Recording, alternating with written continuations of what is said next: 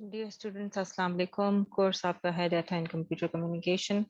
मैं हूं डॉक्टर मदीहा अमान और आज का लेक्चर की तरफ चलते हैं। लास्ट लेक्चर में हमने शिफ्ट कीइंग डिस्कस किए थे 3 अलग अलग कॉन्टेक्स्ट के साथ, amplitude shift keying, phase shift keying और फ्रीक्वेंसी शिफ्ट कीइंग। आज हम डिस्कस करेंगे मल्टीप्लेक्सिंग टेक्निक्स को।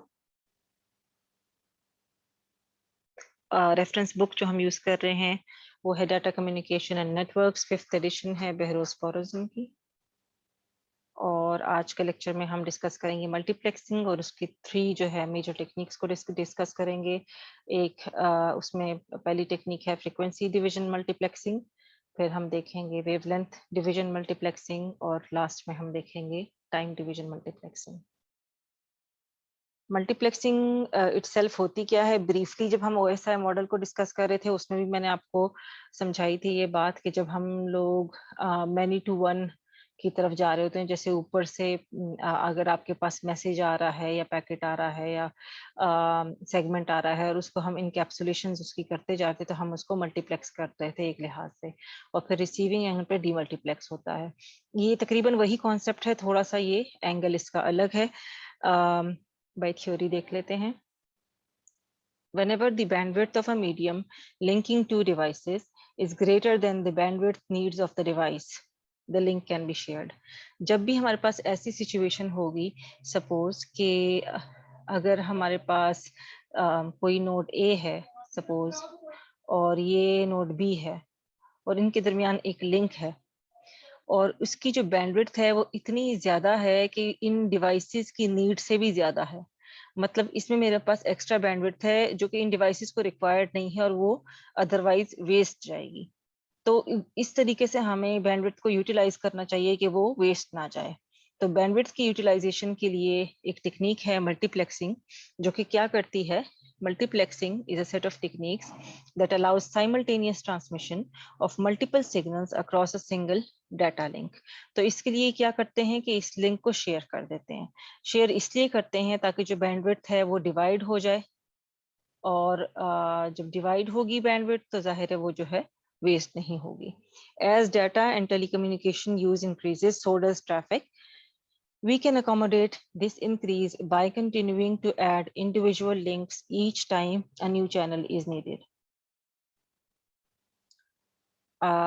डेटा कम्युनिकेशंस के यूज के साथ जब से हमारे पास वाईफाई आया है और वायरलेस नेटवर्क आया है और इंटरनेट आया है, ट्रैफिक जो है वो दिन ब दिन बढ़ती ही जा रही है। तो जाहिर है कम्युनिकेशंस को, डिवाइसेस को कम्युनिकेट करने के लिए चैनल्स की या लिंक्स की डिमांड भी बढ़ती जा रही है। अब we can accommodate this increase by continuing to add individual links each time a new channel is needed, or we can install higher bandwidth links and use each to carry multiple signals. अब हम इस बढ़ती हुई traffic को कैसे deal करेंगे? या तो जो हर 2 डिवाइसेस नेट पे आके कनेक्ट हो रही हैं उनके लिए हम हर एक के लिए अलग अलग चैनल्स क्रिएट करें, अलग अलग लिंक्स क्रिएट करें, या फिर हम ऐसा करें कि जो ऑलरेडी एग्जिस्टिंग डिवाइसेस हैं उनके दरमियान अगर हम हायर बैंडविड्थ लिंक्स इंस्टॉल करते हैं तो अगर बाद में डिवाइसेस ऐड भी होती हैं तो हमारे पास इतना सफिशिएंट बैंडविड्थ होगा कि उस हायर बैंडविड्थ लिंक को अगर हम शेयर करें न्यू डिवाइसेस के साथ तो बैंडविड्थ अच्छे से यूटिलाइज हो सकती है। Today's technology includes high bandwidth media such as optic fiber and terrestrial and satellite microwaves. Each has a bandwidth far in excess of that needed for the average transmission signal. हमारे पास जब भी आजकल की जो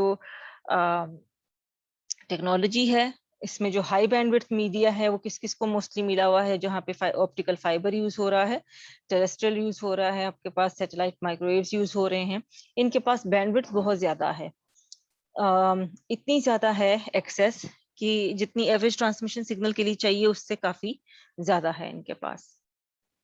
If the bandwidth of a link is greater than the bandwidth of the devices connected to it, the bandwidth is wasted. अगर तो जैसे मैंने बताया कि बैंडविड्थ अगर ज्यादा है और डिवाइसेस को इतनी नहीं चाहिए तो जो आपके पास एक्स्ट्रा बैंडविड्थ है वो वेस्ट होगी। An efficient system maximises the utilisation of all resources. Bandwidth is one of the most precious resource we have in data communications. Data communication के हवाले से bandwidth हमारे पास एक precious resources में आता है कि लिमिटेड होती है हमारे पास। इस वजह से इसको जो है वेस्टेज की तरफ बिल्कुल भी नहीं जाना चाहिए। In a multiplex system n lines share the bandwidth of one link। तो बेस्ट यही है कि हम हाई बैंडविड्थ लिंक्स इंस्टॉल करें और उनको फिर जो है शेयर करें मल्टीपल डिवाइसेस के साथ। एक मल्टीप्लेक्स सिस्टम में n लाइंस मीन n कोई भी नंबर हो सकता है, it could be 10, it could be 20, it could be 30, share the bandwidth of one link, एक लिंक के बैंडविड्थ को शेयर करती हैं। फॉर एग्जांपल, ये आपके पास एक लिंक है, ठीक है, इसकी ये एक हाई बैंडविड्थ लिंक है, ठीक है। आपके पास एक एंड पे मक्स है जो कि मल्टीप्लेक्सर है, एक एंड पे डी मक्स है जो कि डी मल्टीप्लेक्सर है। इनपुट लाइंस आप देख रही हैं कि मोर देन वन डिवाइस की है, इसका मतलब है कि ये लिंक शेयर हो रहा है अमंग मल्टीपल डिवाइसेस। तो आपके पास जो है किस तरीके से शेयर हो रहा है कि सेंडिंग डिवाइसेस जितने भी हैं और लिंक, इनके दरमियान लगा दिया जाता है एक मल्टीप्लेक्सर। मल्टीप्लेक्सर का काम ये होता है कि वो n इनपुट लाइन से इनपुट लेता है और उसको वन बाय वन करके अकॉर्डिंग टू जिस तरीके से इस चैनल की डिवीजन हुई है इस पे लिंक पे डाल देता है और उसको सेंड करता है रिसीवर की तरफ। रिसीविंग एंड पे फिर अगेन आपके पास एक डीमल्टीप्लेक्सर लगा हुआ होता है जिसका काम ये होता है कि जैसे ही उसके पास कम्युनिकेशन पहुंचती है, सिग्नल्स पहुंचते हैं, वो उसको वापस एन आउटपुट लाइंस में इकट्ठा कर देता है, वो सेपरेट कर देता है। मल्टीप्लेक्सर का काम है इनको कंबाइन करके एक लिंक पे डालना, और डीमल्टीप्लेक्सर का काम ये है कि उनको एक लिंक से लेके वापस मतलब उसमें करना। यानी मल्टीप्लेक्सर का काम है मैनी टू वन करना और डीमल्टीप्लेक्सर का काम है वन टू मैनी करना। तो ये मल्टीप्लेक्सिंग का जो है बेसिक कॉन्सेप्ट है। The lines on the left direct their transmission streams to a mux, which combines them into a single stream, यानी many to one। Left side पे आपने देखा कि बहुत सारे इनपुट लाइंस आ रहे हैं, मल्टीप्लेक्सर की हेल्प से उसको many to one कर दिया। वो पूरी जो कम्युनिकेशन सिग्नल्स हैं उनको इकट्ठा करके एक सिग्नल बना के आपको लिंक पे डाल दिया गया। At the receiving end that stream is fed into a demultiplexer. Demux के पास जाता है, वो अलग फिर दोबारा से सेपरेट कर देता है उस स्ट्रीम को बैक इनटू द कंपोनेंट्स, और ये आपके पास अब क्या हो रहा होता है, one to many, and directs to their corresponding lines, और उनको अपने अपने डेस्टिनेशंस की तरफ भेज देता है। लिंक का मतलब होता है कोई भी फिजिकल पाथ, और channel refers to the portion of a link that carries a transmission between a given pair of lines। तो एक लिंक के अंदर लिंक आपके पास होता है, आपका ये फिजिकल, जैसे ये फिजिकल पाथ है तो ये क्या है, ये लिंक है, ठीक है। और ये आपके पास यहाँ पे मल्टीप्लेक्सर लगा हुआ है और ये आपके पास यहाँ पे डीमल्टीप्लेक्सर लगा हुआ है। तो सपोज यहाँ पे n इनपुट लाइन से आ रहा है और यहाँ पे वापस n इनपुट लाइंस की तरफ जा रहा है और ये वन लिंक है। तो ये लिंक जो है एज अ होल होगा वन फिजिकल पाथ जो कि इन सारे डिवाइसेस को इंटरटेन कर रहा है। और जब हम लफ्ज चैनल यूज करते हैं, इस चैनल का मतलब होता है, सपोज अगर ये डिवाइस ए है, इसने कम्युनिकेट करना है डिवाइस बी के साथ, तो डिवाइस ए का और डिवाइस बी का इस लिंक के अंदर जो इनको असाइन की गई बैंडविड्थ होगी, उस चैनल, उस बैंडविड्थ को हम कहेंगे चैनल, ठीक है। तो ये आपका चैनल हो जाएगा। रेड चैनल क्या होगा, ये इस लिंक का पोर्शन है जो कि कैरी करेगा ट्रांसमिशन को between the given pair of lines, ठीक है। एक लिंक में बहुत सारे चैनल्स हो सकते हैं। One link can have any n number of channels, n could be any number. Multiplexing की टेक्निक्स क्या क्या है, किस किस तरह से हम मल्टीप्लेक्सिंग परफॉर्म कर सकते हैं। There are three basic multiplexing techniques. आपके पास है फ्रीक्वेंसी डिवीजन मल्टीप्लेक्सिंग, फ्रीक्वेंसीज को हम यूज करते हैं मल्टीप्लेक्स करने के लिए। फिर हम लोग वेवलेंथ डिवीजन मल्टीप्लेक्सिंग करते हैं, then we have time division multiplexing. जो पहली दो हैं फ्रीक्वेंसी और वेवलेंथ, उसको हम एनालॉग सिग्नल्स के लिए यूज करते हैं, और टाइम डिवीजन मल्टीप्लेक्सिंग हमारे पास यूज होती है डिजिटल सिग्नल्स के लिए। तो ये जैसे आप फिगर में देख रहे हैं, मल्टीप्लेक्सिंग को डिवाइड किया है एफडीएम यानी फ्रीक्वेंसी डिवीजन मल्टीप्लेक्सिंग, डब्ल्यूडीएम यानी वेवलेंथ डिवीजन मल्टीप्लेक्सिंग, और टीडीएम यानी time division multiplexing. First to techniques जो हैं एफडीएम और डब्ल्यूडीएम, ये एनालॉग सिग्नल्स को डील करती हैं, और थर्ड वन जो है ये डिजिटल सिग्नल्स को डील करती है। स्टार्ट करते हैं फ्रीक्वेंसी डिवीजन मल्टीप्लेक्सिंग से। ये क्या है? एक एनालॉग टेक्निक है that can be applied when the bandwidth of a link in hertz is greater than the combined bandwidth of the signals to be transmitted. कब हम इस एफडीएम को यूज कर सकते हैं? जब हमारे पास गिवन बैंडविड्थ दो डिवाइसेस के दरमियान जो है उनकी रिक्वायरमेंट से काफी ज्यादा हो। In FDM signals generated by each sending device modulate different carrier frequencies. FDM में हर एक डिवाइस जो है वो डिफरेंट कैरियर फ्रीक्वेंसीज जो है वो जनरेट करता है। These modulated signals are then combined into a single composite signal that can be transported over the link. तो जो ये अलग अलग कैरियर फ्रीक्वेंसीज आ रही हैं, सपोज डिफरेंट कैरियर फ्रीक्वेंसीज हैं, तो इनको कंबाइन कर दिया जाता है एक में कंबाइन कर दिया जाता है और फिर इसको लिंक पे डाल दिया जाता है। Carrier frequencies are separated by sufficient bandwidth to accommodate the modulated signal. These bandwidth ranges are the channels through which the various signals travel. जाहिर है फिर जो है वो चैनल्स के थ्रू ये ट्रेवल करेगा डेस्टिनेशन तक। चैनल्स जो हैं, अब हमारे पास ये देखें, इसमें अहम बात ये है, फॉर एग्जांपल जैसे इस फिगर में आप देख रहे हैं कि ये एक लिंक है, ये 3 चैनल्स में ये लिंक जो है डिवाइड हुआ है। अब फ्रीक्वेंसी के लिहाज से हम देख रहे हैं, सपोज ये किसी एक कैरियर फ्रीक्वेंसी पे चल रहा है, ये दूसरी कैरियर फ्रीक्वेंसी पे चल रहा है, ये तीसरी कैरियर फ्रीक्वेंसी पे चल रहा है। अब है ये एक ही लिंक और उसी के अंदर जो है डिवाइड करके इन्होंने आपस में चैनल्स बनाए हुए हैं। अब होगा ये कि चैनल 1 की फ्रीक्वेंसी कोई होगी, चैनल 2 की होगी, चैनल 3 की होगी। इनका मतलब ये तो at the end of the day ये सिग्नल है, ऊपर नीचे हो सकता है, स्पाइक्स हो सकती हैं, इम्पेयरमेंट की वजह से, किसी भी वजह से सिग्नल इतना ऊपर नीचे चला गया, मतलब वो अपने चैनल की हद को क्रॉस कर गया, तो क्या होगा? दूसरे चैनल के साथ इंटरफेरेंस होगी। ठीक है, सिमिलरली मतलब हर दो चैनल्स के दरमियान यहाँ पे क्या है? इंटरफेरेंस की पॉसिबिलिटीज है। तो क्या होता है कि चैनल्स को अलग अलग किया जाता है with the help of guard bands. क्या होता है, जैसे ये चैनल 1 है, ठीक है, फिर एक छोटी स्पेस बैंडविड्थ की यहाँ पे खाली छोड़ दी जाती है। उसके बाद स्टार्ट होता है चैनल 2। अगेन चैनल 2 और 3 के दरमियान एक खाली स्पेस छोड़ दी जाएगी, फिर चैनल 3 स्टार्ट होगा। ये स्पेस छोड़ने की वजह ये है कि इनके जो सिग्नल्स हैं वो आपस में ये इंटरफेयर ना करें, फ्रीक्वेंसीज आपस में इंटरफेयर ना करें। तो ये जो हम एम्प्टी स्पेसेस छोड़ रहे हैं फ्रीक्वेंसीज की और बैंडविड्थ की सेंटर में, इनको हम कहते हैं गार्ड बैंड्स। तो हर दो चैनल्स के दरमियान गार्ड बैंड होता है जो कि एक अनयूज्ड स्ट्रिप ऑफ बैंडविड्थ होती है, और इसका मेन काम क्या होता है कि सिग्नल ओवरलैपिंग को या फिर इंटरफेरेंस को अवॉइड करना।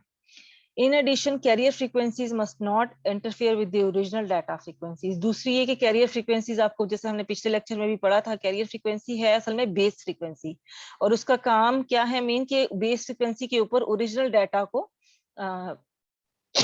सॉरी रिसीविंग एंड तक पहुंचाना। तो कैरियर फ्रीक्वेंसीज जो है they must not interfere with the original frequencies, के हमें क्लियरली पता होगा कि ये बेस फ्रीक्वेंसी है जो कि कैरियर है, और ऊपर उसके ओरिजिनल डाटा की जो फ्रीक्वेंसी है वो है। Figure 6.3 gives a conceptual view of FDM. तो एफडीएम जो है वो इस तरीके से होता है कि आपके पास चैनल को किस तरीके से डिवाइड किया गया है मल्टीप्लेक्सिंग पर्पसेस के लिए, कि चैनल्स को फ्रीक्वेंसी के लिहाज से, उनके बैंडविड्थ के लिहाज से, सपोज 3 अगर कम्युनिकेशंस चल रही हैं तो 3 चैनल्स में डिवाइड कर दिया, और चैनल्स की डिवीजन इस तरह से कर दी कि दो चैनल्स के बीच में आपके पास एक एम्प्टी स्ट्रिप ऑफ बैंडविड्थ छोड़ी, जिसको हम गार्ड बैंड कहते हैं, और उसका मेन काम यही है कि वो सिग्नल्स की ओवरलैपिंग को और इंटरफेरेंस को अवॉइड करेगा। In this illustration, the transmission path is divided into 3 parts, each representing a channel that carries one transmission. अब ये एक सिंगल ट्रांसमिशन कैरी कर रहा है, ये अपना सिंगल ट्रांसमिशन कैरी कर रहा है, ये अपना सिंगल ट्रांसमिशन कैरी कर रहा है। We consider FDM to be an analog multiplexing technique. इसको नॉर्मली एनालॉग की कैटेगरीज में काउंट किया जाता है। However, this does not mean that FDM cannot be used to combine sources sending digital signals. लेकिन इसका मतलब हरगिज ये नहीं है कि FDM को बिल्कुल ही हम डिजिटल के साथ सोर्सेज के साथ नहीं यूज कर सकते। अगर हम डिजिटल सोर्स को पहले कन्वर्ट कर दें एनालॉग सोर्स में, जैसे मॉड्यूलेशन हमने की थी पिछले लेक्चर्स में हमने डिस्कस किया था, तो फिर हम उसके बाद उस पर आराम से FDM अप्लाई करके उसको मल्टीप्लेक्स कर सकते हैं। मल्टीप्लेक्सिंग के प्रोसेस को एक बार देख लेते हैं। फिगर 6.4 में पूरा प्रोसेस दिखाया हुआ है आपके सामने जो फिगर है। Each source generates a signal of a similar frequency range. आपको यहाँ पे 3 सोर्सेज नजर आ रहे हैं। हर एक सोर्स जो है उसने अपना सिग्नल जनरेट किया है तकरीबन सिमिलर फ्रीक्वेंसी रेंज में। Inside the multiplexer, these similar signals modulate different carrier frequencies. अब जाहिर है ये आपका ओरिजिनल सीक्वेंस वो है सिग्नल है, ये मॉड्यूलेटर में जाएगा तो ये किसके के साथ मिल जाएगा, ये आपकी कैरियर सिग्नल के साथ मिल जाएगा। कैरियर सिग्नल के साथ ये मिल गया, तो कैरियर सिग्नल के साथ मिलने के बाद अब क्या होगा, ये पहला भी जो है ये कैरियर सिग्नल के साथ मिल गया, दूसरा भी कैरियर सिग्नल के साथ मिल गया और तीसरा भी जो है कैरियर सिग्नल के साथ मिल गया।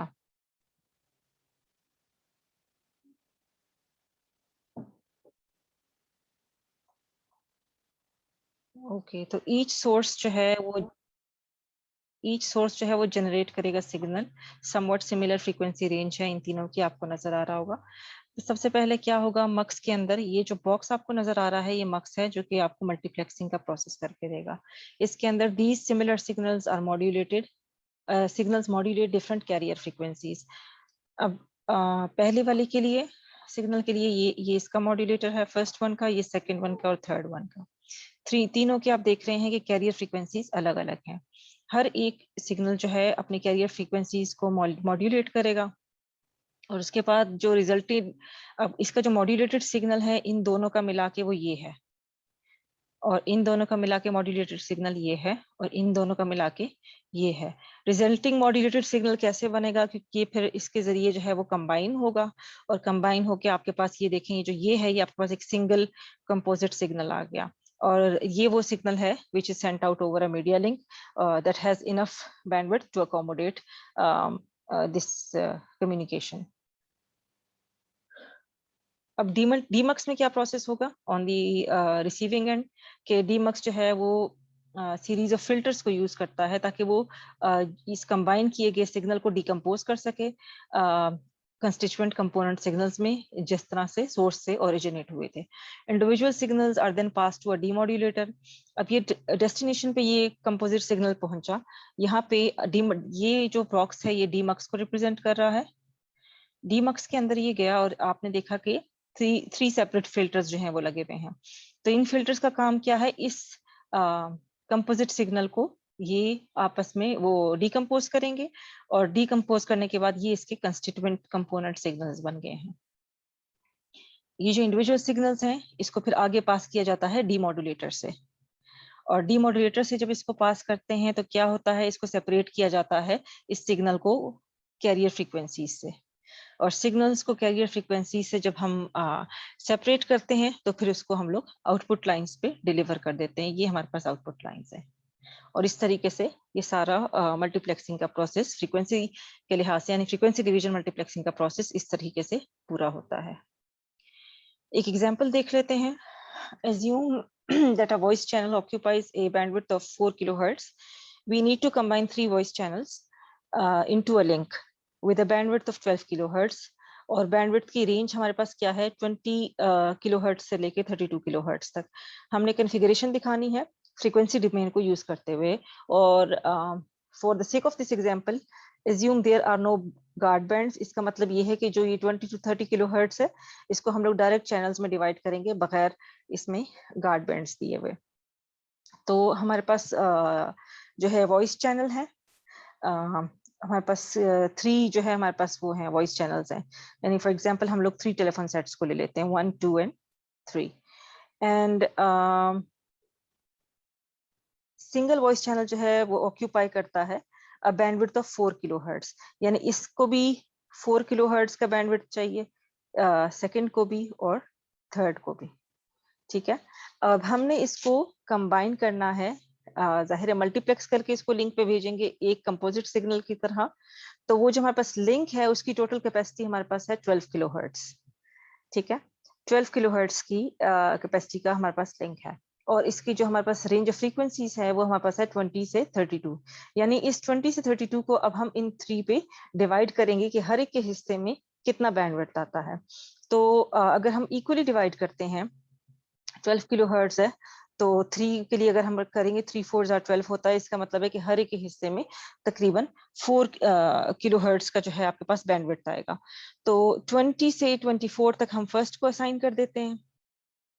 तो फर्स्ट जो है वो अपने लिए चैनल क्रिएट कर लेगा, और फिर 24 से 28 तक जो है वो सेकंड को असाइन कर देते हैं, ये सेकंड के लिए चैनल बन जाएगा। और 28 से 32 हमारे पास जो है ये लास्ट हो जाएगा, तो ये इसका जो है ये चैनल बन जाएगा। तो यहाँ से जो हमारे पास वॉइस सिग्नल्स आ रहे हैं मॉड्यूलेटर से पास होते हुए कैरियर फ्रिक्वेंसीज को साथ मिलाते हुए, वो हम लोग लिंक पे इस चैनल पे भेजेंगे जिसकी फ्रिक्वेंसी होगी 20 से 24, सेकंड वन को 24 से 28 और थर्ड वन को 28 से 32। देन मल्टीप्लेक्सिंग प्रोसेस में स्टेप 2 क्या है मॉड्यूलेशन के बाद, कि आपने इस सिग्नल को कंबाइन करना है, shift and combine into one composite signal. तो यहाँ इस चीज से हम ये शिफ्ट एंड कंबाइन का प्रोसेस कर लेंगे, और इन तीनों सिग्नल्स को जो है आप लिंक पे डालेंगे एक एक करके। तो वी सी के पहले 28 से 32 वाले को पहले डाला है, फिर 24 से 28 वाले को डाला है, एंड देन 20 से 24 वाले को डाला है। अच्छा जी, ये अब सेंडिंग एंड से ट्रेवल किया इसने, एंड ये एक हायर बैंडविड्थ लिंक है जिसको हमने अभी 3 चैनल्स में डिवाइड किया आपके सामने, और ये जी रिसीविंग एंड पे पहुंच गया। रिसीविंग एंड पे अगर सेंडिंग एंड पे मॉड्यूलेटर है तो रिसीविंग एंड पे आपके पास क्या होते हैं, बैंड पास फिल्टर्स होते हैं। तो बैंड पास फिल्टर्स के पास गए, इसने क्या किया, इसने सेपरेट किया, इसको डिसॉल्व किया कंपोनेंट्स को, तीनों को अलग अलग किया, एंड देन इस बॉक्स से निकलने का मकसद ये है कि तीनों को उसकी कैरियर फ्रीक्वेंसी से अलग अलग किया। यानी 20 से 24 जो है वो वापस 0 to 4 हो गया, जो इसका नॉर्मल अपना था, इसको कैरियर फ्रीक्वेंसी से अलग कर दिया। फिर 24 से 28 भी 0 से 4 हो गया, और 28 से 32 भी ये हो गया, और ये अपने कॉरस्पॉन्डिंग डेस्टिनेशंस को डिलीवर हो गए। तो इस तरीके से इसमें हमने एक मल्टीप्लेक्सिंग का प्रोसेस किया और डीमल्टीप्लेक्सिंग का प्रोसेस किया। ये थ्योरी जो है ये इसमें यही सारी एक्सप्लेनेशन है। ये it is all the same explanation जो कि मैंने अभी आपको सारा का सारा बताया है। एक और एग्जांपल देख लेते हैं। 5 चैनल्स हैं। कितने चैनल्स हैं हमारे पास? 5 चैनल्स हैं, और हर एक चैनल है हमारे पास 100 किलोहर्ट्ज बैंडविड्थ का। 5 चैनल्स हैं और हर एक का जो बैंडविड्थ है वो हमारे पास 100 किलोहर्ट्ज है। यानी 5 into 100 अगर हम करें तो मतलब हमारे पास टोटल जो बैंडविड्थ है वो, टोटल लिंक जो है वो 500 किलोहर्ट्ज की बैंडविड्थ है। मतलब जैसे ये लिंक है, इसके अंदर 5 चैनल्स हैं। वन, इसको थोड़ा सा क्लियर कर लेते हैं। सपोज ये मेरे पास एक लिंक है, इसके अंदर मैं चैनल्स बना ली हूँ। ये पहला चैनल है, फिर इसका गार्ड बैंड आ गया, ये दूसरा चैनल है, इसका गार्ड बैंड आ गया, तीसरा चैनल है, इसका गार्ड बैंड आ गया, और ये चौथा चैनल है 1 2 3 4, इसका गार्ड बैंड आ गया, और ये आपके पास 5th चैनल है। यानी ये चैनल 1 2 3 4 एंड 5, हमारे पास 5 चैनल्स हैं। हर एक चैनल की बैंडविड्थ क्या है? 100 किलोहर्ट्ज जो है, सेपरेट सेपरेट हर एक की बैंडविड्थ है। इस अगर पूरे लिंक में हमारे पास 5 चैनल्स हैं और हर एक की जो बैंडविड्थ है वो 100 है, तो 500 किलोहर्ट्ज की बैंडविड्थ ये हो गई। देन हमारे पास और क्या इंफॉर्मेशन दी है? What is the minimum bandwidth of the link if there is a need for a guard band of 10 kilohertz between channels to prevent interference। इसका मतलब ये है कि 100 सेपरेटली हर एक चैनल का जो है आपके पास बैंडविड्थ है, और जो गार्ड बैंड है इसका बैंडविड्थ है 10 किलोहर्ट्ज। ठीक है, सो आप देख रहे हैं कि 5 चैनल्स के दरमियान हमारे पास 4 वो हैं, गार्ड बैंड्स हैं। ठीक है, तो आपके पास हर एक चैनल का क्या है, 10 किलोहर्ट्ज आपका वो है। अगर हमें पता करना है कि आपके पास एटलीस्ट मिनिमम बैंडविड्थ कितनी है, तो हम इस सब को ऐड करेंगे किस तरीके से, कि पहले तो हमारे पास 5 चैनल्स हैं, हर एक का बैंडविड्थ 100 है। ठीक है, इन एडिशन टू हमारे पास 4 गार्ड बैंड्स हैं, और हर एक का आपके पास बैंडविड्थ कितना है, 10 किलोहर्ट्ज है।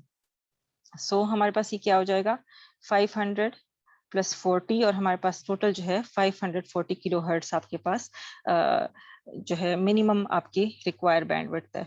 तो ये आपके देखें जैसे इस तरीके से ये डिवाइड किया है इन्होंने, ये एक फुल फ्लेज बैंडविड्थ है, ये 540 किलो हर्ट्स है।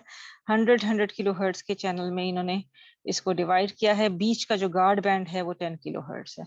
इन्होंने जो है वो हॉरिजॉन्टली शो किया है, मैंने वर्टिकली आपको बताया है, चीज सिमिलर है, कॉन्सेप्ट एक ही है।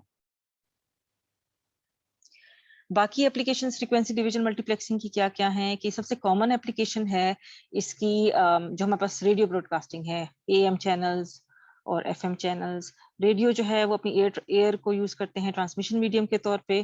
जो जितने भी एएम रेडियो स्टेशन हैं, एएम इज एम्पलीट्यूड मॉड्यूलेशन, जितने भी हैं इनका बैंड जो रेडियो बैंड होता है वो 530 से लेके 1700 किलोहर्ट्ज तक इनको असाइन किया गया है। ऑल रेडियो जितने भी रेडियो स्टेशन हैं ये इस बैंड को शेयर करते हैं, ठीक है। हर एक रेडियो स्टेशन ने इस बैंड में से अपना चैनल खरीदा हुआ है और उस चैनल के लिए ये लोग रेंट पे करते हैं। Each AM station needs 10 kilohertz of bandwidth. हर एक को मिनिमम जो है, अगर वो एएम स्टेशन है तो उसको मिनिमम 10 किलोहर्ट्ज की बैंडविड्थ चाहिए। Each station uses a different carrier frequency, हर एक अपने लिए अलग कैरियर फ्रीक्वेंसी यूज करेगा, which means it is shifting its signal and multiplexing, जिसका मतलब यही है कि वो मतलब वो जब ट्रांसमिशन हो रही होती है तो वो सिग्नल को शिफ्ट और मल्टीप्लेक्स करते हैं। The signal that goes to the air is a combination of signals, जो एयर में जनरेट हो रही होती हैं सिग्नल्स, वो जाहिर कम्बिनेशन है।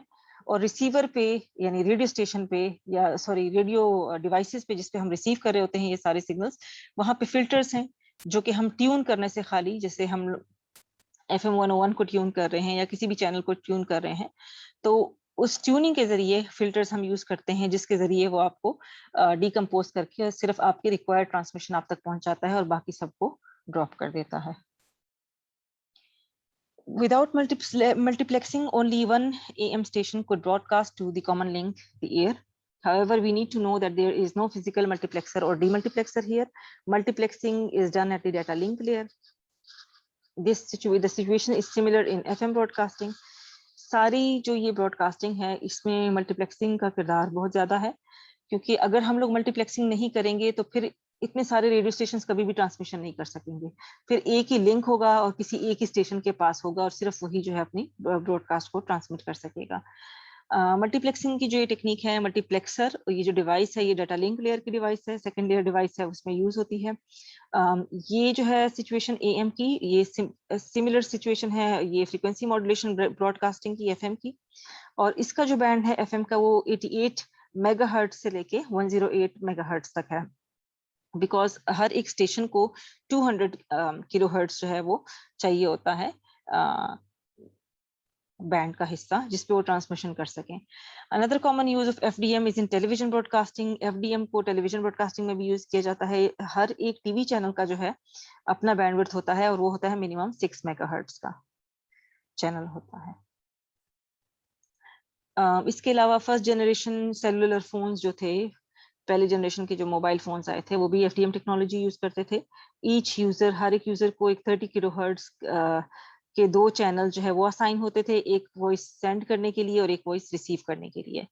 The voice signal which has a bandwidth of 3 kilohertz from 300 to 33 hertz is modulated by using FM, ये इसकी असाइन बैंडविड्थ थी। Remember that an FM signal has a bandwidth 10 times that of the modulating signal, which means each channel has 3 into 10 kilohertz of the bandwidth.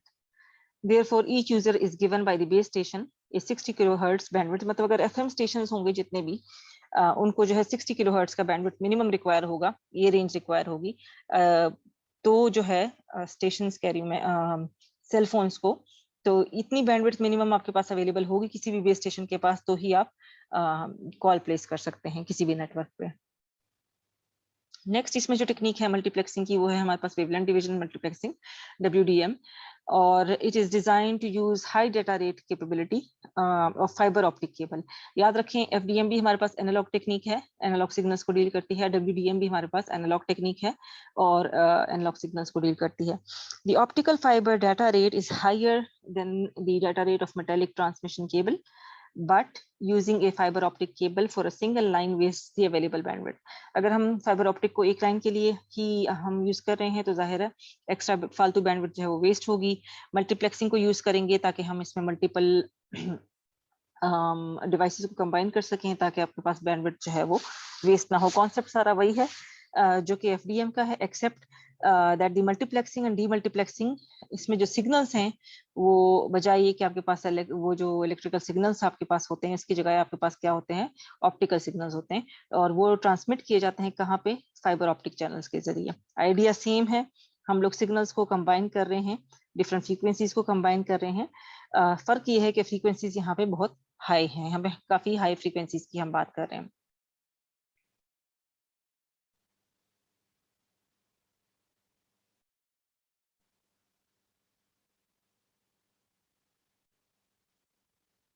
Figure में आपके पास एक conceptual view है डब्ल्यूडीएम multiplexer का और demultiplexer का। आप देख सकते हैं ये आपके पास मल्टीप्लेक्सर है, ये आपके पास डीमक्स है, और आपके पास सोर्स पे 3 वेवलेंथ्स हैं, लैम्डा 1, लैम्डा 2, लैम्डा 3। फिर मल्टीप्लेक्सर से गुजरने के बाद उनको कंबाइन कर दिया गया है, lambda 1 plus lambda 2 plus lambda 3, और डीमक्स में इनका ऐसा प्रोसेस होता है कि इनको डिसॉल्व किया जाता है वापस लैम्डा 1, लैम्डा 2 और लैम्डा 3 में।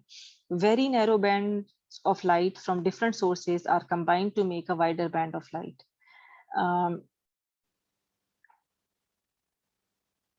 ये जाहिर है हम लोग ऑप्टिक्स में डील कर रहे हैं, तो हम लोग ये है, ये वेवलेंथ्स है, ये बैंड्स ऑफ लाइट्स हैं। तो हम लोग जो different narrow bands of lights हैं, इनको हम अगर कंबाइन कर देंगे तो हमारे पास एक वाइडर बैंड ऑफ लाइट आ जाएगा। एट द रिसीवर डीमल्टीप्लेक्सर क्या करेगा, अगेन इस वाइडर बैंड को डिसॉल्व करेगा नैरो बैंड ऑफ लाइट्स में। The technology is very complex, basic idea इसका बहुत सिंपल है। We want to combine multiple light sources into single, मतलब मल्टीपल लाइट सोर्सेज आ रही हैं, कंबाइन करके सिंगल पे लेके जाओ, फिर डेस्टिनेशन पे अगेन उसको डिसॉल्व कर दो। One single light at the multiplexer and do the reverse at the demultiplexer. अच्छा, combining and splitting of light sources are easily handled by the prism. आपको याद होगा फिजिक्स में, अगर आपने 9th-10th में किया होगा ये एक्सपेरिमेंट, हम प्रिज्म को यूज करते हैं सो दैट हम लोग सनलाइट जो अगर हमारे पास आ रही है, तो हम देखते हैं कि एक प्रिज्म उसको एक सिंगल सोर्स ऑफ लाइट को कैसे मल्टीपल सोर्सेज में वो स्कैटर करती है। तो हमारे पास कुछ उसमें से रेज रिफ्रैक्ट होके आ रहे होते हैं, कुछ रिफ्लेक्ट होके आ रहे होते हैं, कुछ स्ट्रेट आ रहे होते हैं। तो हमारे पास जो है वो एक सिंगल लाइट बीम जो है वो मल्टीपल लाइट बीम्स में डिवाइड हो रही होती है। Using this technique, a multiplexer can be made to combine several input beams. जैसे अगर ये प्रिज्म है और इसको हम मल्टीप्लेक्सर कंसिडर करें, और ये लाइट बीम्स आ रही हैं, and after going through the prism इसको हम एक पे कर दें कि एक लाइट बन गई है, और डीमल्टीप्लेक्सर पे again we are using the prism, और वो एक लाइट सोर्स को आपको स्कैटर करके देती है, कुछ को रिफ्लेक्ट करके, रिफ्रैक्ट करके, और कुछ को स्ट्रेट करके, वो आपको लाइट को डिस्पर्स करके दे देती है, यानी नैरो बैंड्स में वापस कन्वर्ट हो जाती है।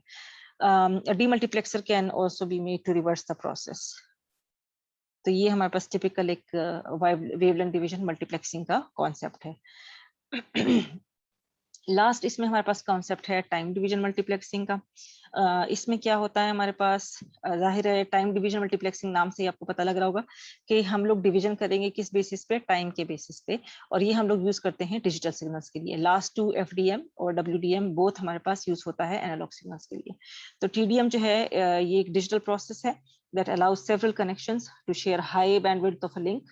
कैसे बैंडविड्थ को शेयर किया जाएगा, टाइम के जरिए। Instead of sharing a portion of bandwidth, जैसे एफडीएम में हम क्या करते हैं कि बैंडविड्थ है और उसके पोर्शंस आपस में डिवाइड कर लेते हैं, तो यहाँ पे पोर्शंस को डिवाइड करने की बजाय टाइम शेयर्ड होता है। टाइम शेयर्ड का मतलब ये होता है कि पूरा का पूरा बैंडविड्थ आपके पास क्या होगा, ये पूरा का पूरा बैंडविड्थ सर्टेन टाइम के लिए एक डिवाइस के पास होगा, सपोज डिवाइस 1 के पास होगा, फिर अगले सपोज 5 सेकंड्स के लिए दूसरे डिवाइस के पास पूरी बैंडविड्थ होगी, अगले 5 सेकंड्स के लिए तीसरी डिवाइस के पास होगी, अगले 5 सेकंड्स के लिए चौथी डिवाइस के पास होगी, नेक्स्ट 5 सेकंड्स के लिए दोबारा 1 को दी जाएगी।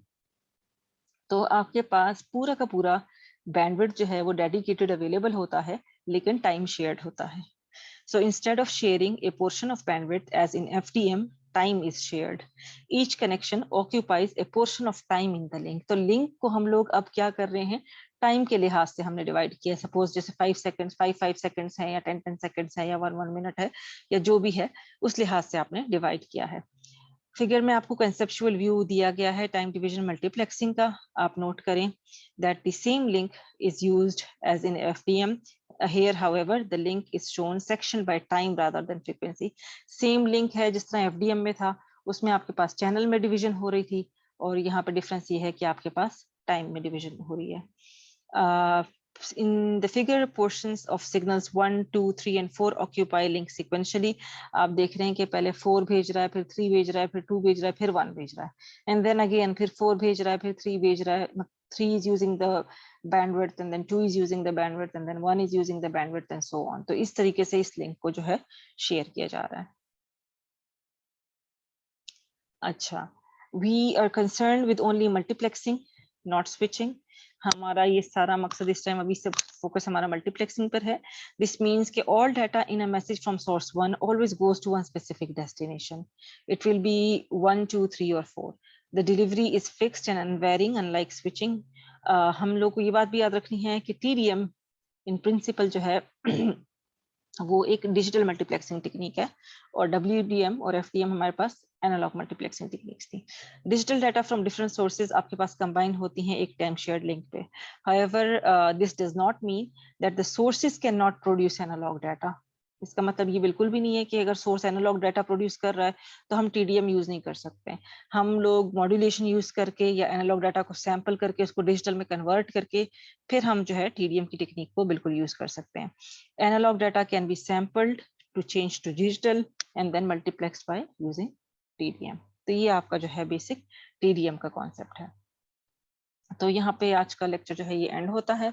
आज के लेक्चर में हमने बेसिक मल्टीप्लेक्सिंग की टेक्निक देखी कि किस तरह आप मल्टीप्लेक्सिंग को यूज करते हैं और कैसे आपके पास 3 टेक्निक्स हैं। कॉन्सेप्ट एक ही है कि आपने मल्टीपल सोर्सेज को पहले 1 में कंबाइन करना है और फिर 1 से वापस उसको मल्टीपल में कंबाइन करता है। डिपेंड करता है कि आप अगर फ्रीक्वेंसी यूज कर रहे हैं तो फिर आप फ्रीक्वेंसी डिवीजन मल्टीप्लेक्सिंग कर रहे हैं। अगर आप वेवलेंथ यूज कर रहे हैं तो आप वेवलेंथ डिवीजन मल्टीप्लेक्सिंग यूज कर रहे हैं, जो कि लाइट सोर्सेज की बात हम कर रहे थे। और अगर आप एक ही लिंक को टाइम शेयर करते हैं इस तरीके से कि किसी एक डिवाइस के पास पूरा bandwidth at a certain time available हो, तो फिर आप क्या कर रहे हैं, आप टाइम डिवीजन मल्टीप्लेक्सिंग यूज कर रहे हैं। फर्स्ट 2 टेक्निक्स, जैसे मैं बार बार बता रही हूँ आपको, फर्स्ट 2 टेक्निक्स आपके पास एनालॉग सिग्नल्स को डील करती हैं, और जो लास्ट टेक्निक है वो आपके पास डिजिटल सिग्नल को डील करती है। लेकिन अगर आप TDM यूज करना चाहते हैं एनालॉग सिग्नल्स के लिए, उसका भी तरीका यही है कि पहले आप एनालॉग सिग्नल को सैम्पलिंग के जरिए या किसी भी टेक्निक के जरिए कन्वर्ट करें डिजिटल सिग्नल में, और फिर उसके ऊपर आप जो है TDM टेक्निक अप्लाई कर सकते हैं। आई होप लेक्चर आपको क्लियर होगा। कोई क्वेश्चंस आपको हो तो आपके पास मेरा ईमेल एड्रेस है, मेरा व्हाट्सएप है, उस पर आप मुझे कांटेक्ट कीजिएगा। इंशाल्लाह फिर नेक्स्ट लेक्चर में आपसे मुलाकात होगी। अल्लाह हाफिज।